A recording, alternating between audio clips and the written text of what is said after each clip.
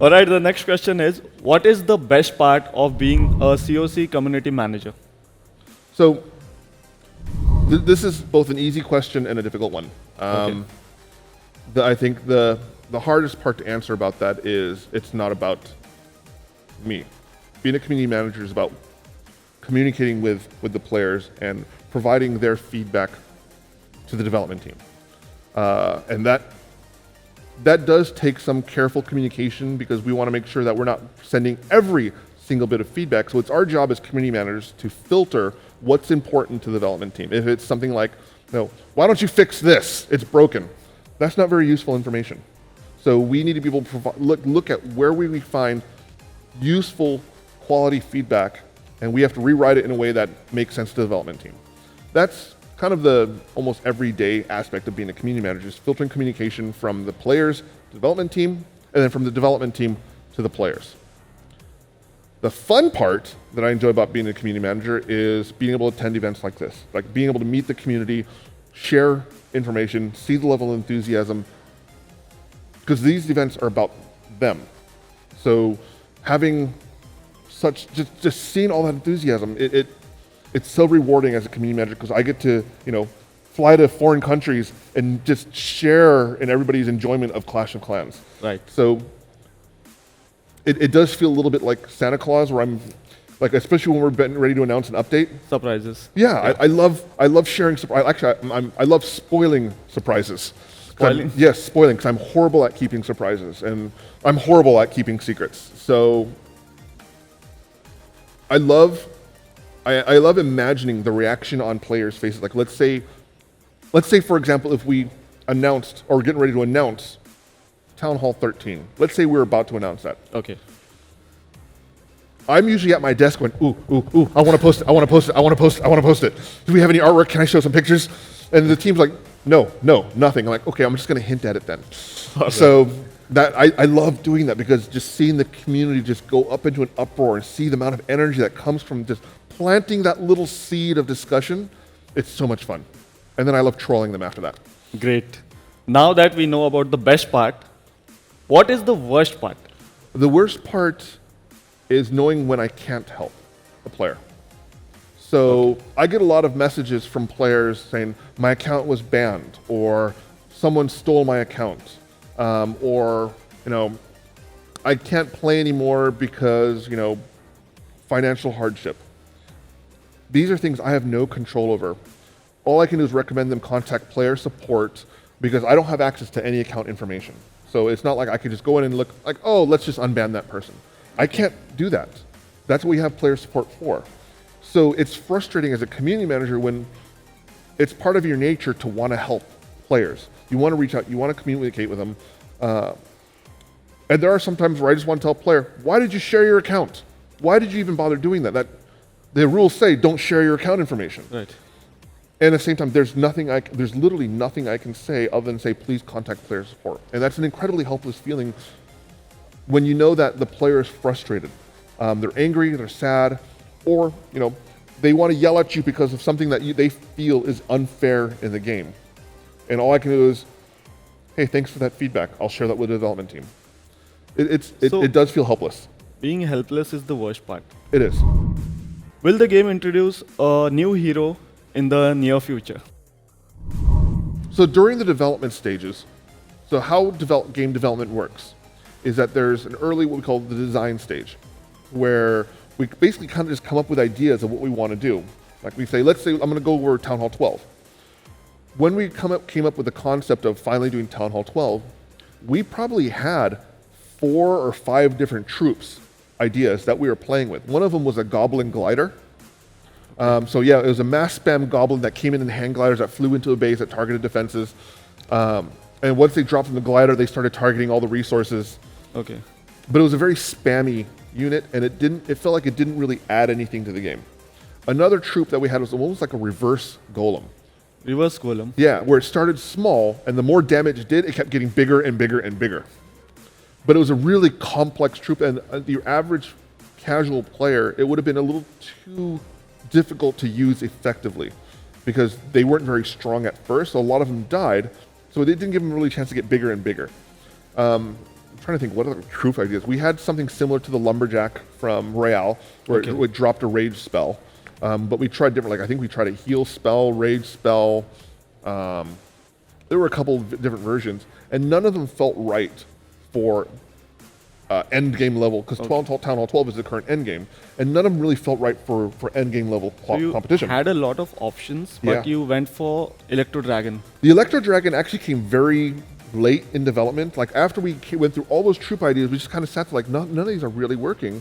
And if I remember correctly, someone said, what about a dragon that spits lightning, that bounces from town, like kind of like the Mega Tesla from And town. that's from Donut what Hall the Town Hall update also was. Yeah. With the attacking Town Hall. Yes. Attacking Town Hall. So and that's kind of like everything kind of came together. We had the Giga Tesla that spits electricity, okay, dragon that shoots lightning. So now we had a theme. And we were talking about, do we want to add another hero? Because we haven't added a new hero since Town Hall 11. And that was, at this point, almost 4 years ago. We played around with a few design ideas, but in the end, we decided not to add a new hero yet. Okay. We will probably, most likely, add a new one in the future.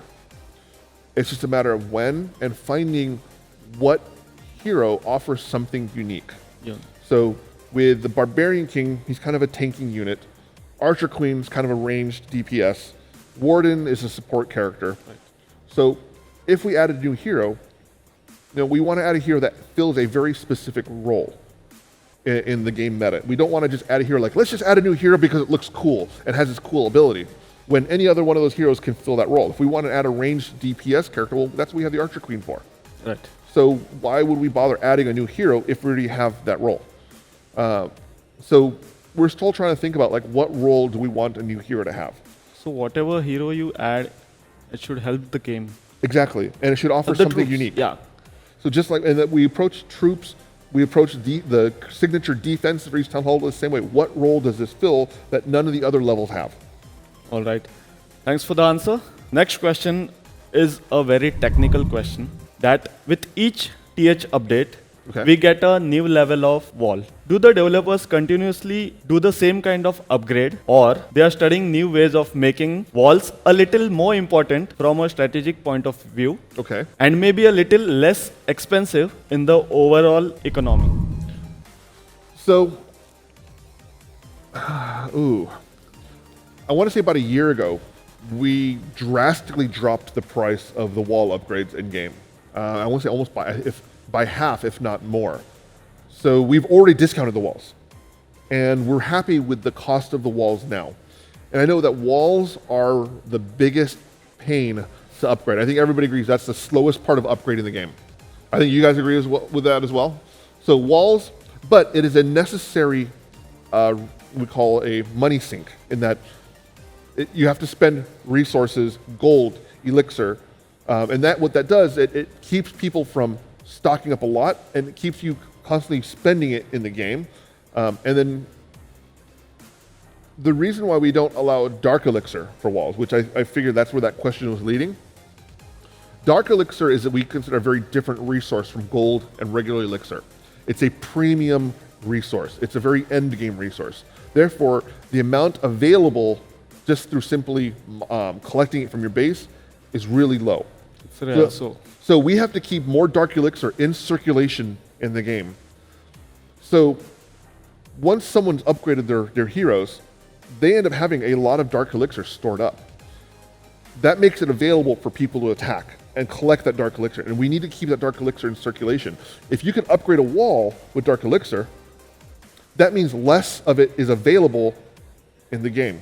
right. And that means, let's say you just spent all of your dark elixir upgrading your walls and you have almost nothing left. That would mean your base is not a very attractive target. Therefore, you're not getting attacked. Therefore, that's less resources being circulated in the game. And that's dangerous for the game economy. So we need to keep the game economy alive by keeping resources going from player to player to player, while still giving players something to spend that on in the game. So we're keeping it with golden elixir for now. We will probably add more upgradable walls for Town Hall 12 in the next update. So I believe it's 50 more wall pieces what we're looking at. Okay. So there will be more wall upgrades in the future. And then maybe if we do a Town Hall 13, there will probably be higher level walls, but it's unlikely that it'll be upgraded through Dark Elixir. Okay. So, thank you for the answer. And moving towards the last question of this panel, have you watched a Bollywood movie yet? Have like Yes. which one? So I would have to say my favorite Bollywood movie of all time is Kal Ho Na Ho. Kal Ho Na Ho. Yeah. In fact, we actually performed Mahive at my brother's wedding. Like So we that- actually did the song and dance and everything. That's the way Mahi. Will. Yeah, yeah, That's yeah. your favorite yeah, song? Yeah. Oh yeah, I love that song. And if people who follow me on Twitter also know that I listen to, I'm probably going to butcher the name, Malhari. Malhari. Yes, I love that song. From Quite a bit. Maziro Mastani. Yes, yes. Malhari. And was it Ranveer Singh? Huh? Ranveer Singh? Yes, the actor's name is Ranveer Singh. Yes. I love the video and the little. You love the energy? The energy Yeah, he puts in? it's such a good Yeah. good chorus. It's just, the choreography is amazing. And another song, There was another song he sang. he plays a villain. What's the name of it? Padmavat? No. The song name. Oh, I have no idea. Khali Bali. Yeah. That's it. Khali Bali ho gaya hai dil. But apart from Bollywood films, I'm a big fan of. Again, I'm going to butcher his name, but Dollar Mendy with Tunak. I love that song. Diler Mehendi. Thank you. I'm sorry. I don't speak Hindi. My accent is horrible. I know I'm mispronouncing everything. But I've been a big fan of his music for, wow, almost 15 years. You just like dance off on his music. Yeah, just the. Alright guys, so ये थे सभी questions के answers. I hope सबको अपने questions के answers मिल गए. काफ़ी सारे common questions भी थे. And I really had a great time having this session with Darian sir. So again, this is to the Indian community. Thank you guys for having me here. It's been a huge honor. It's been incredibly humbling privilege to be here and experiencing you guys' culture. I've eaten so well last few days. Oh my God, so much good food. So I can't wait to come back. तो guys बहुत मज़ा आया Darien से सवाल पूछ के और हम लोग आपसे जल्दी ही मिलेंगे. तब तक के लिए keep clashing and let's hear it again for Darian चाचा.